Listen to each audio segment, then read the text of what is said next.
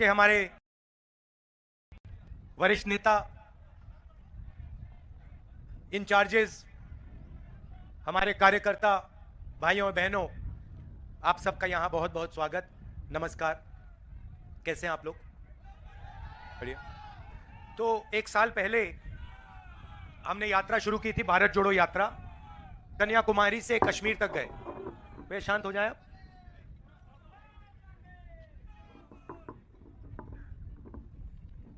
तो कन्याकुमारी से कश्मीर तक हम चले, 4000 किलोमीटर चले, और उस यात्रा का लक्ष्य बीजेपी आरएसएस देश में नफरत फैला रही है, हिंसा का माहौल बना रही है, उसके खिलाफ खड़े होने का था। और भारत जोड़ो यात्रा से एक बहुत खूबसूरत नारा निकला, नफरत के बाजार में मोहब्बत की दुकान खोलनी है। और ये लाइन कांग्रेस की विचारधारा को बहुत गहराई से किसी को भी समझा देती है। वो नफरत का बाजार खोलते हैं, हम मोहब्बत की दुकानें खोलते हैं। वो हिंसा के बाजार चलाते हैं, हम अहिंसा की दुकानें चलाते हैं। तो जब हमने ये यात्रा खत्म की तो बहुत सारे लोग आए, उड़ीसा से आए, छत्तीसगढ़ से आए, बंगाल से आए। उन्होंने कहा देखिए आपने साउथ से नॉर्थ कर दिया, मगर बाकी प्रदेशों का क्या होगा, छत्तीसगढ़ का क्या होगा, झारखंड का क्या होगा, बिहार का क्या होगा, उड़ीसा का क्या होगा? आपको दूसरी यात्रा करनी चाहिए। हम इस बात से सहमत हुए, बात एक्सेप्ट की, और मणिपुर से महाराष्ट्र तक हमने दूसरी भारत जोड़ो यात्रा शुरू की। और इसमें हमने एक शब्द जोड़ दिया, न्याय शब्द जोड़ दिया। क्योंकि पहली यात्रा में हमें दिखा कि देश में बहुत सारा अन्याय हो रहा है, अलग अलग वर्गों के साथ अन्याय हो रहा है, भाषाओं के साथ अन्याय हो रहा है, प्रदेशों के साथ अन्याय हो रहा है, महिलाओं के साथ, किसानों के साथ, मजदूरों के साथ। और हमें पता लगा, साफ पता लगा कि अन्याय और नफरत और हिंसा के बीच में लिंक है। मतलब अन्याय के बिना हिंदुस्तान में नफरत और हिंसा नहीं फैलाई जा सकती। अन्याय होगा, लोगों के दिल में डर होगा, तो फिर बीजेपी हिंसा और नफरत फैला सकती है। तो ये इनका 2 पॉइंट प्रोग्राम है।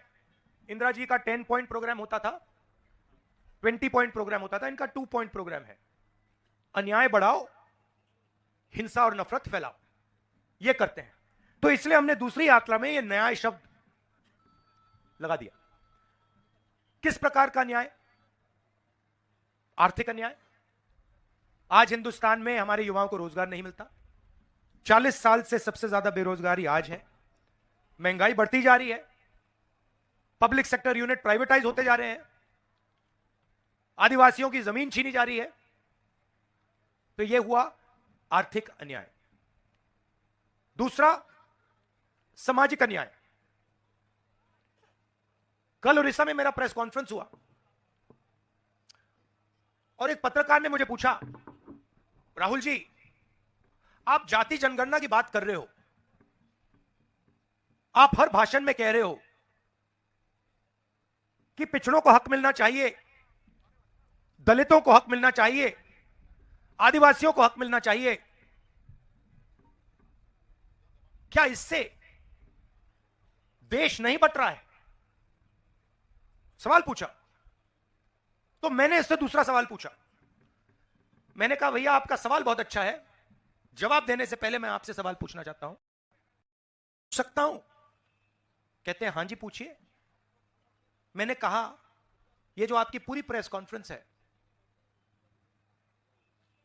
दूर दूर से आपके रिपोर्टर्स आए हैं, कैमरामैन आए हैं, आपके मालिक हैं, पूरा सिस्टम है। इस सिस्टम में कितने आदिवासी पिछड़े? नेशनल मीडिया में कितने अखबारों के मालिक पिछड़े वर्ग के हैं, कितने मालिक दलित वर्ग के हैं, कितने मालिक आदिवासी वर्ग के हैं? मैंने उससे पूछा। चुप हो गया, एक शब्द नहीं बोल पाया। तो मैंने उनसे कहा, देखिए 50% कम से कम पिछड़े वर्ग के लोग हैं। किसी को मालूम नहीं, क्योंकि जो आंकड़े हमने निकाले थे 2011 में वो नरेंद्र मोदी ने पब्लिक नहीं किए, मगर कहा जाता है 50 से 55% पिछड़े वर्ग के लोग हैं, 15% दलित हैं, 8% आदिवासी हैं। कितने हुए बताओ? 50, 15 और 8 कितना हुआ? 73, 73। तो मैंने उनसे पूछा, भैया आप मुझे बताओ, अगर 73% को कुछ मिलेगा नहीं, उनकी आवाज ना मीडिया में है, ना हिंदुस्तान के सबसे बड़े 200 कॉर्पोरेट में है, ना पीएमओ में है, ना 90 ब्यूरोक्रेट जो हिंदुस्तान को चलाते हैं उनमें है, ना किसी प्राइवेट अस्पताल के मालिक ओबीसी या दलित या आदिवासी वर्ग से नहीं आते, कोई स्कूल नहीं, कोई यूनिवर्सिटी नहीं जो इनके हाथों में है, तो भारत कैसे जुड़ सकता है? 73% को आप कुछ नहीं दे रहे हो, उनको भूखा मार रहे हो। तो सबसे पहले यह पता लगाना है भैया ये हैं कौन, कितने हैं, और इस देश में धन कैसे बटा है। मैं आपको बता सकता हूं कि 200 कॉर्पोरेट्स में से मैंने आंकड़े निकाले हैं, उनकी टॉप मैनेजमेंट में, उनके मालिकों के लिस्ट में ना एक ओबीसी है, ना एक दलित है, ना एक आदिवासी। मैं आपको बता सकता हूं कि दिल्ली में 90 अफसर जो देश को चलाते हैं, उनमें से 3 ओबीसी हैं, एक आदिवासी है, 3 दलित हैं। मतलब 73% हिंदुस्तान के 5% बजट को चलाता है। उसके बाद जर्नलिस्ट चुप हो गया। अब इसमें मैं एक और बात जोड़ना चाहता हूं। 73% ये हुए, उसमें गरीब जनरल कास्ट के भी लोग हैं।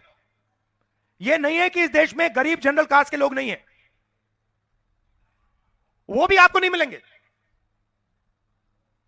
अदानी जी की कंपनी में जाइए, मुझे दिखा दीजिए कौन सा गरीब व्यक्ति, जनरल कास्ट का गरीब व्यक्ति उसमें घुस सकता है। मुझे दिखा दीजिए कौन सा ओबीसी बैठा है वहां पे, कौन सा दलित बैठा है, कौन सा आदिवासी बैठा है। मुझे बता दीजिए। जिस दिन मुझे दिख जाएंगे, मैं जाति जनगणना नहीं मांगूंगा। उस दिन तक मैं जाति जनगणना करवा के दिखाऊंगा। अब मोदी जी कहते हैं, अब मजे की बात सुनो, मोदी जी कहते हैं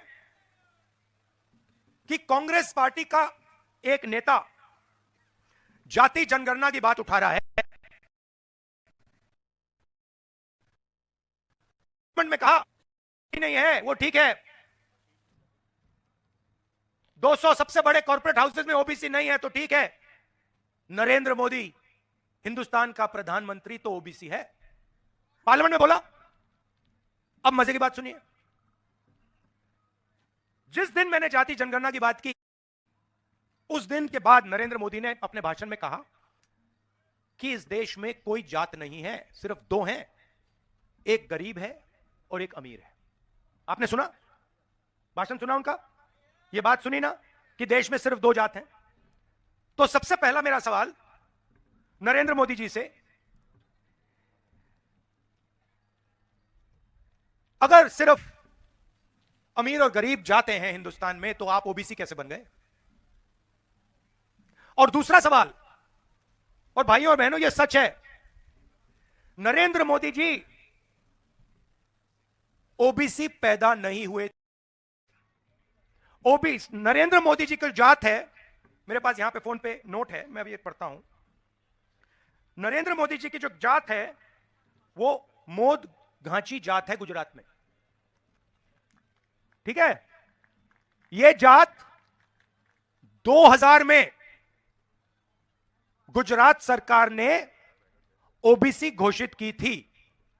आपके प्रधानमंत्री ओबीसी जात के नहीं थे। 2000 में बीजेपी की सरकार ने गुजरात के घांची जात को ओबीसी घोषित किया है। आपके जनरल कास्ट के आदमी हैं। ठीक है, तो ये 24 घंटा कहते हैं, सुनिए, ये 24 घंटा कहते हैं मैं ओबीसी हूं। नरेंद्र मोदी जी, आप ओबीसी नहीं हैं, आप जनरल कास्ट के हैं। आपकी जात को ओबीसी 2000 में बनाया गया, पहली बात। दूसरी बात, इस देश में दो जातें नहीं हैं।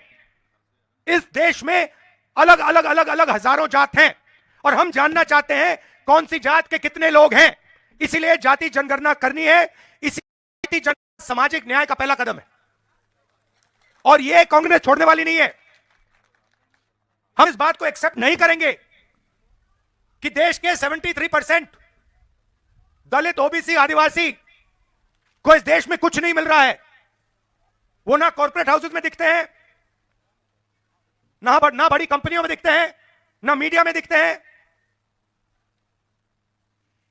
इस बात को हम स्वीकार नहीं करेंगे। यह मैसेज भारत जोड़ो यात्रा का है। इसमें न्याय हमने इसलिए जोड़ा है। 3 और तरीके के अन्याय हो रहे हैं। एक खिलाफ, दूसरा महिलाओं के खिलाफ, और तीसरा हमारे जो लेबर करते हैं, श्रमिक लोग जो हैं, उनके खिलाफ।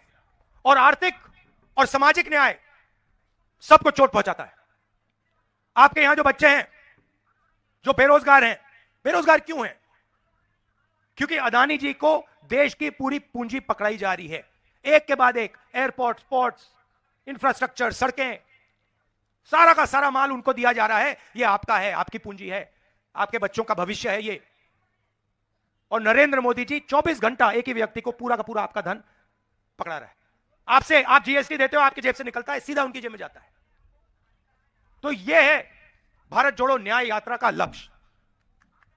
आप सब यहां आए, दिल से आपने मेरी बात सुनी, इसके लिए मैं आपको धन्यवाद करता हूं। आने वाले दिनों में 7-8 घंटे हम एक साथ रहेंगे, चलेंगे। जो भी आपके दिल में है आप हमें बताइए। हम आपकी समस्या, आपकी मुश्किलें यहां सुनने आए हैं। 15 मिनट, उसके बाद शाम को हम भाषण करेंगे। जो आपके दिल में है वो देश के सामने हम रखने आए हैं। आप सबका बहुत बहुत धन्यवाद। नमस्कार, जय हिंद।